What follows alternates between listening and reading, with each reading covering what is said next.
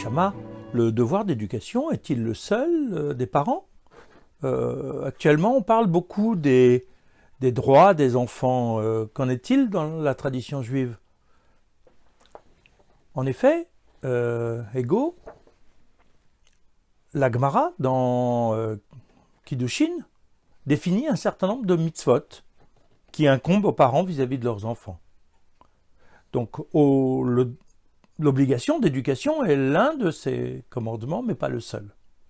Le texte nous dit la chose suivante, dans la Gemara Kiddushin 29a. Un père a le devoir vis-à-vis de son fils de le circoncire, de le racheter s'il est premier-né de sa maman, de lui enseigner la Torah, de le marier, de lui apprendre un métier, et d'après certains, il lui incombe aussi de lui apprendre à nager.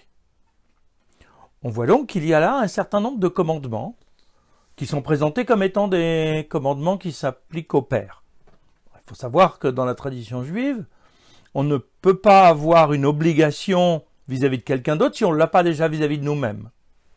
Comme ces commandements sont des obligations que les hommes ont directement, comme la Brit Mila, le rachat du premier-né, etc., alors on s'adresse à eux.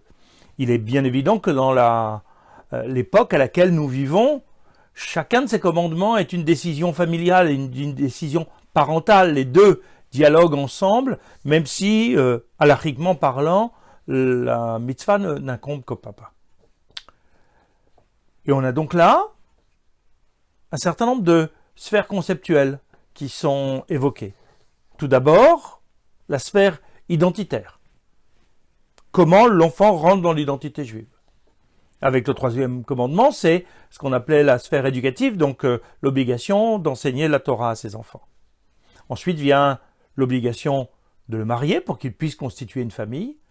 Et enfin, l'obligation de lui donner les moyens de son autonomie financière à travers le métier, physique à travers le fait d'apprendre à nager. Chacun de ces commandements est dans un ordre qui correspond à la chronologie de l'individu, mais a une importance en soi. Tout d'abord, la Brit Mila comme le Pidyon Haben, le rachat du premier-né, est vraiment quelque chose de significatif dans l'entrée de l'individu dans la famille. Dès le départ, les parents engagent leur enfant avec eux dans la famille, dans un projet de vie qu'ils partagent. Ils l'éduquent avec une orientation particulière. Il n'y a pas d'éducation neutre. C'est un concept dont on entend parfois parler en disant il faudrait laisser à l'enfant la liberté de se déterminer par lui-même lorsqu'il sera devenu grand. Mais en fait, cette non-éducation identitaire crée une problématique du point de vue des repères de l'individu. Comment il s'inscrit dans une famille? Comment cet enfant va être en mesure de s'attacher à son histoire, l'histoire de ses parents, de ses grands-parents, des générations qui l'ont précédé, et comment il va faire corps avec elle en étant le prolongement de toutes ces générations-là. Le fait de ne pas transmettre cette identité familiale, c'est d'une certaine façon lui provoquer un handicap. Parce qu'il n'aura pas d'identité familiale à laquelle il peut se rattacher. Il peut avoir une opinion, mais une opinion par rapport à quoi? Par rapport à quelque chose qu'il ne connaît pas. Par rapport à quelque chose dont il n'a pas fait l'expérience. Il sera bien tard et dangereux pour lui à un moment donné de se dire, il faut que je fasse toutes mes expériences pour pouvoir choisir ensuite. Ce n'est pas ainsi que la vie se construit, on le sait bien. Donc il y a là une décision familiale d'inscrire cet enfant dans une continuité. Et cette continuité, elle va se renforcer par un apprentissage qui est lié au savoir, à la connaissance. On ne transmet pas simplement des valeurs vécues, on transmet des concepts intellectuels qui permettent de construire sa vie, de donner un sens à sa vie. C'est tout le sens de l'éducation. Ensuite vient le temps de la construction familiale, parce qu'on ne peut pas envisager d'être un électron libre, d'être un individu comme ça, spontané. Il s'inscrit dans une filiation, il est en mesure lui aussi de créer les conditions de sa transmission vers une autre génération. Mais tout ceci n'est possible qu'à partir du moment où l'enfant va pouvoir avoir une véritable autonomie. Une autonomie économique, en ayant un métier qui lui permet de gagner sa vie et de nourrir sa famille et d'avoir la liberté d'un certain nombre de choix. Et ce sont ces différentes étapes qui permettent à l'enfant de grandir, de se construire une identité dans une tradition juive qui sera un chemin pour lui, un cheminement vers la spiritualité. Est-ce que tout ceci, Neshama, est la conséquence d'une philosophie particulière de l'éducation et de la place de l'enfant?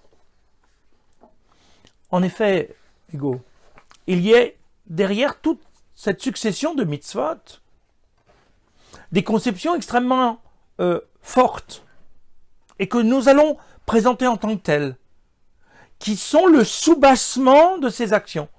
Il ne s'agit pas simplement de rites. Il s'agit d'inscrire son enfant dans une conception de l'individu et une conception de la transmission et de l'accompagnement du rôle des parents. Je voudrais le faire sous forme de phrases clés, fortes, qui vont nous permettre de situer ces différents concepts. Première phrase essentielle, l'enfant n'appartient pas à ses parents. Il n'est pas un objet qu'on peut posséder et sur lequel on peut décider ce qu'on veut. L'enfant est confié à des parents pour son éducation, pour son introduction dans la vie et dans la société. Les parents ne peuvent pas tout décider. Ils vont bien sûr l'accompagner, mais il va devoir faire des choix parce que c'est sa vie qu'il devra construire. Les parents sont des accompagnateurs de cet enfant qui leur a été confié par Akadosh Baruch Hu. Deuxième concept, l'enfant n'est pas un objet à façonner. Le rôle du parent, on l'a vu, c'est d'être un éveilleur des esprits. C'est-à-dire que l'enfant arrive avec sa personnalité, avec son être propre. Comme le dit le célèbre pédagogue Janusz Korczak, dans un ouvrage qui s'appelle « Comment aimer un enfant », l'enfant est un parchemin étroitement rempli d'hiéroglyphes menus, dont on ne pourra déchiffrer qu'une partie. Tu arriveras à en effacer quelques-uns, ou à en souligner quelques autres, afin d'y insérer ton texte à toi. Mais donc la base est là. La personnalité de l'enfant ne dépend pas de nous.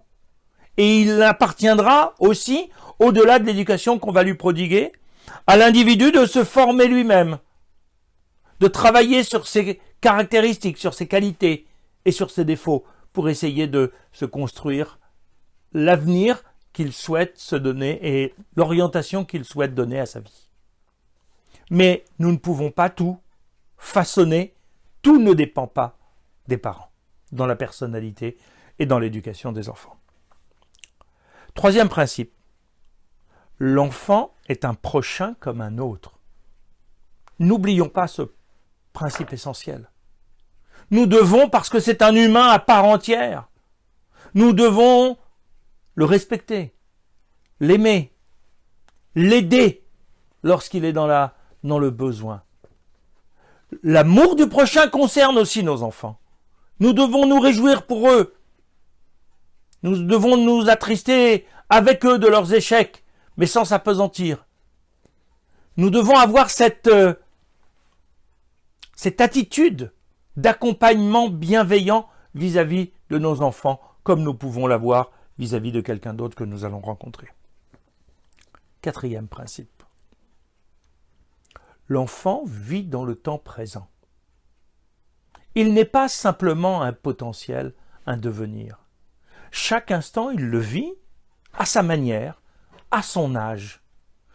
L'enfant n'est pas un adulte en miniature, n'est pas un adulte en potentiel et puis finalement, il n'est pas grand-chose parce qu'il sera demain. Non, il est aujourd'hui et maintenant ce qu'il est.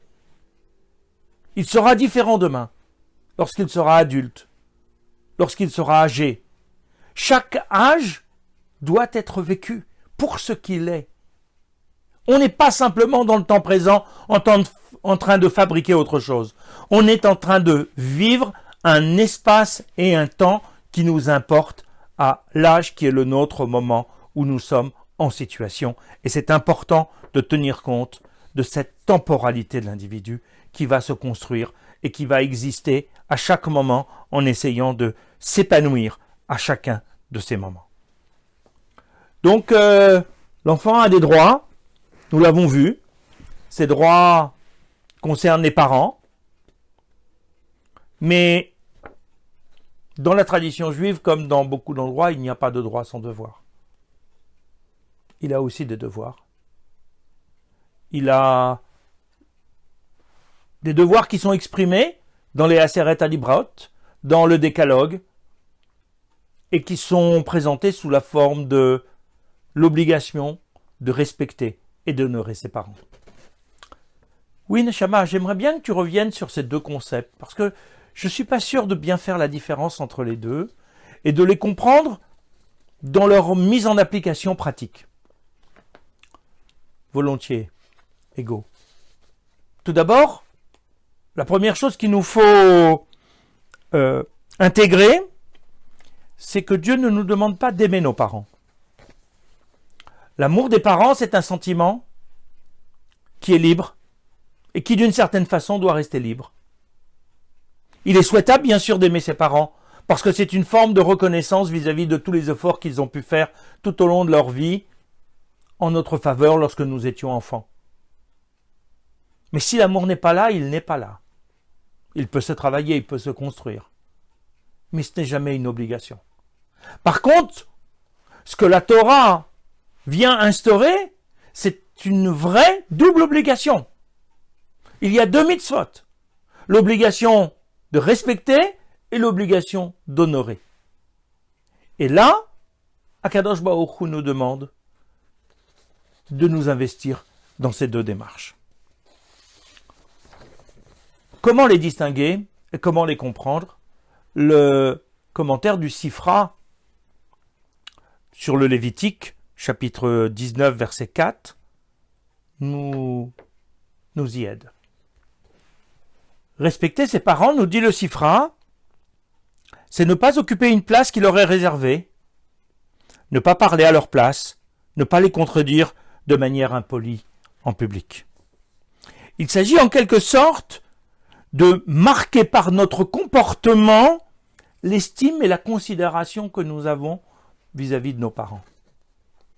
Et ce n'est pas par hasard si le texte qui concerne la crainte met en avant la maman. Le texte s'exprime dans cet ordre-là. Tu craindras ta mère et ton père. Parce que justement, la maman est souvent plus proche, d'un point de vue affectif, de ses enfants. Et on risquerait, du fait de cette grande proximité, du fait de cette intimité, du fait de cette affection, d'oublier le respect qui lui est dû. Or, l'intimité familiale ne veut pas dire la porte ouverte à n'importe quoi et à n'importe quel comportement. Ne veut pas dire une forme de familiarité dans laquelle il n'y aurait pas de respect. L'affection, si elle est vraiment sincère, si on dit aimer ses parents, c'est aimer ce qui est bien pour eux. C'est-à-dire avoir une certaine distance vis-à-vis d'eux pour ne pas les investir, ne pas les envahir de notre affection, mais leur laisser une place qui leur est propre, une forme de liberté et de respect de leur espace personnel et individuel. Cette considération n'est pas une crainte, un tremblement vis-à-vis de nos parents. Il ne s'agit pas d'en avoir peur, mais de montrer combien nous les estimons à travers ce comportement. Ce que l'on appelle l'honneur dû aux parents, nous dit le Sifra, se traduit de la manière suivante. Il s'agit de leur donner à manger et à boire, de les habiller, de les couvrir, de les aider à entrer et à sortir. il s'agit à première vue d'une sorte de réciprocité par rapport à ce qu'ils nous ont fait lorsqu'on était petits. Eux aussi nous habillaient, nous donnaient à manger et nous accompagnaient dans nos sorties. C'est-à-dire inscrire dans le comportement humain ce que notre mémoire risque de nous faire oublier. On risque d'oublier, en avançant dans l'âge, tout ce que nos parents nous ont fait pour nous. Et d'une certaine façon, en l'inscrivant dans la loi, on nous met en situation de rendre, de réciprocité, d'akaratatov, de reconnaissance vis-à-vis de nos parents et de l'investissement qu'ils ont eu pour notre bien et que nous devons leur retourner. Leur faire une place qui soit la leur et que nous soyons d'une certaine façon, si la situation le rend nécessaire, que nous soyons nous-mêmes les accompagnateurs, de nos propres parents, de manière à ce qu'ils ne soient jamais dépendants de quelqu'un d'autre et qu'on puisse leur rendre le kavod qu'ils nous ont fait au moment où nous étions très jeunes. Tout ceci me semble normal.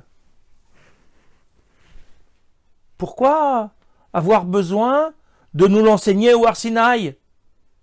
On a l'impression que cette attitude vis-à-vis des parents, on la trouve aussi dans d'autres nations.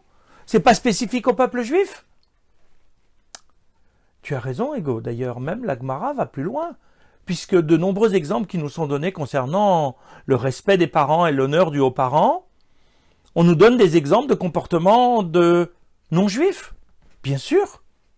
C'est un comportement qu'on peut trouver dans toutes les nations. Et heureusement, parce que c'est, comme on l'a dit, une forme de réciprocité. Simplement, la Torah, en plaçant ces deux commandements dans les Aseret Alibrot, leur donne une dimension tout à fait particulière, qu'il nous faut comprendre. Il y a quelque chose derrière ce rendu des enfants aux parents. Et il y a là deux idées qui me semblent essentielles.